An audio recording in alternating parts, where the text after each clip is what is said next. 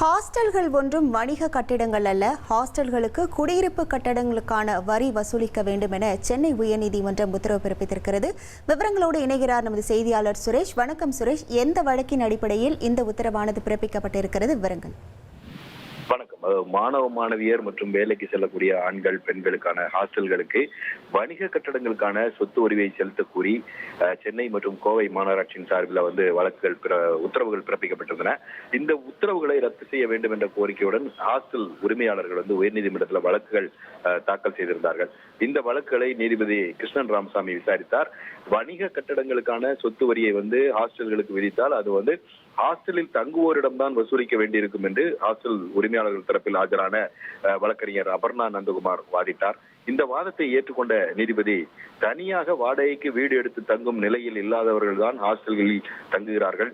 அதனால் ஹாஸ்டல்கள் குடியிருப்பு கட்டிடங்களான தானே தவிர வணிக கட்டடங்களாக கருத முடியாது என்று கூறி வணிக கட்டடங்களுக்கான சொத்து வரியை செலுத்த வேண்டும் என்று பிறப்பிக்கப்பட்ட உத்தரவுகளை ரத்து செய்து உத்தரவிட்டிருக்கிறார். மேலும் ஹாஸ்டல்களுக்கு குடியிருப்பு கட்டிடங்களுக்கான வரியை மட்டுமே வசூலிக்க வேண்டும் என்றும் நீதிபதி உத்தரவு பிறப்பித்திருக்கிறார்.